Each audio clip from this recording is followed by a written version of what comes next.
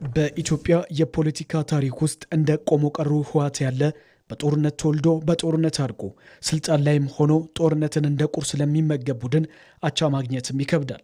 የዚህ ቡድን ታሪክ ክብር ያለው የፖለቲካ ድርጅት ታሪክ ሳይሆን ሀገርና ህዝብን በጠመንጃ አፈሙዝ የማንበርከክ ስልጣንን በሴራ የማቆየትና በደም የመነገድ የክፉ መንፈስ አባዜ ነው። የዚህ ቆሞ ቀር ቡድን የስልጣን ጥማት የሚጀምረው ገና ከትጥቅ ትግል ጅማሮ ማለዳ ላይ ነው። ቡድኑ የተጸነሰው በዲሞክራሲ ውይይት ሳይሆን ስልጣን የጠመንጃ አፈሙዝ ውጤት ናት በሚል የማዮይስት መርህ ላይ ተንተርሶ ነው። ለ17 ዓመታት በበረሃ በቆየበትም ጊዜ በውስጡ የዲሞክራሲ ዘርን ሳይሆን የጥርጣሬንና የጭካኔን እንዲሁም የኔ ብቻ ባይነት መንፈስን በእሳቤውም ኮትኩቷል። በሂደትም ስልጣን የህዝብ ማገልገያ ሳይሆን የቡድኑ የግል ጥቅም ማስጠበቂያ ጉልበትም አደረገው። ያው ቡድን ዛሬም የኢትዮጵያ የችግር ምንጭ ሆኖም ይገኛል። በራሱ ጥቅም የተሸከለ ፍጡር ነው። በተለይ ከጊዜ በኋላ እያደገ የመጣው የግል ጥቅምን ለመጠበቅ በተለይ ከማለሊት ምስረታ ጋር ተያይዞ በ1977 ዓመተ ምህረት ማለት ነው አመራሩ በግሉ ጥቅም ብቻ እና በስልጣን ብቻ ያተኮረ ቡድን ነው። ያ ቡድን ነው አሁን ላለንበት ችግር የዳረገን። አሁን ላለንበት ችግር ዳርጎንም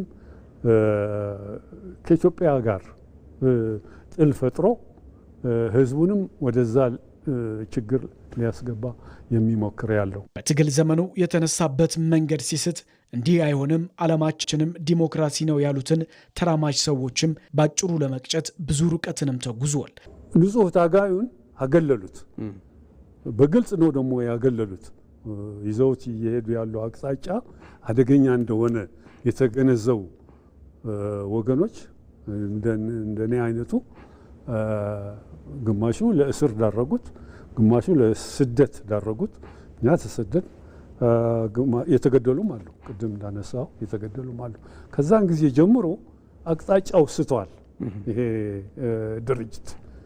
ለቡድኑ ተቸንካሪ አመራሮች ስልጣን ማለት በምርጫ የሚገኝ የህዝብ አደራ ሳይሆን በደም የተገዛ ርስት ነው።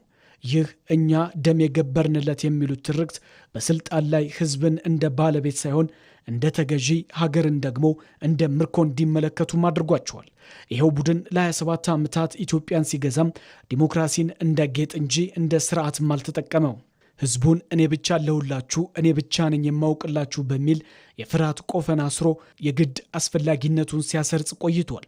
ለቆሞ ቀሩ ቡድን ዲሞክራሲና ምርጫ ስልጣንን ህጋዊ ማስመሰያ የፖለቲካ ቁማርም ነበር።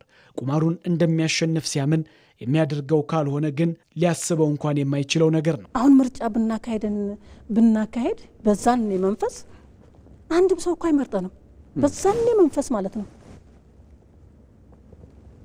እና በእርግጥ በአንድ በኩል ደግሞ ምን ትላለህ?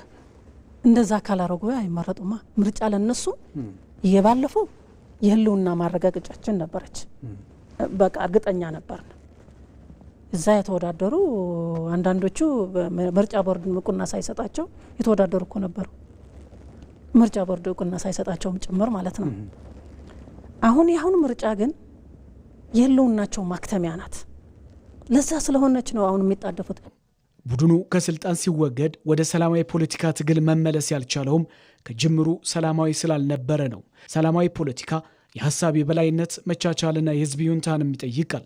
ዛሬም ባለበት የተቸነከረው የህወሓት ቡድን ደግሞ እነዚህን እሴቶች እንደ ድክመት ይቆጥራቸዋል። በዲሞክራሲያዊ አስተሳሰብ ላይ ቁማርንም ይጫወታል። በነፃና ዲሞክራሲያዊ ሜዳ ላይ ቢወዳደር እንደማያሸንፍ ያውቃል። ሽንፈት ደግሞ ላለፉት ዓመታት ለሰራቸው ግፎች ተጠያቂነትን እንደሚያመጣበት ስለሚረዳ ጦርነትን እንደ መሸሸጊያ ዋሻ ይጠቀማል። በዚህም በርካታ የትግራይ ወጣቶችን በጦርነት እየገበረ የትግራይ እናቶችን ጧሪ አልባ እያደረገ ህልውናውን ለማቆየት ዛሬም የጦርነት ነጋሪትን ይጎስማል። ይህ ኋላ ቀር ቡድን የሚኖረው ህልውናውንም አስጠብቃለሁ ብሎ በጽኑ የሚያምነው በእውከት ውስጥ ብቻ ነው። ሰላም በሰፈነበት ሀገር ውስጥ የሴራ ፖለቲካ ቦታ ስለሌለው ጦርነትን በመቀስቀስ የህዝብ ስሜትን በመግረፍና በትርምስ ውስጥ ህልውናውን ማራዘምም ይመርጣል። በዚህም በቡድኑ ሐሳብ የተጠለፉ እልፍ የትግራይ ወጣቶች የህይወትን ዋጋ ማስከፈሉ የትናንት ትውስታ ነው። ህወሓት ስልጣንን የማግኘትና የማቆየት ፍላጎቱን የሚሸፍነው የትግራይ ህዝብ ህልውና አደጋ ላይ ነው በሚል የሐሰት የስሌት ቀመር ነው። የራሱን የስልጣን ጥማት የህዝብ ህልውና አስመስሎ በማቅረብ ወጣቱን ለጦርነት ይዳርጋል። ይህ ትርክት የቡድኑ ስልጣንን ለማስጠበቅ ሲባል የንጹሐንን ደም እንደ ውሃ የማፍሰስ ጨካኝ ስልትም ነው። ለቆሞ ቀሩ ቡድን ጦርነት የጥንካሬው ምንጭ ማሳያ ሳይሆን የፖለቲካ ድግመቱ መሸሸጊያ ነው። ለዚህም ማንም አቤት እንደማይለውም አሁንም ድረስ አልተረዳም።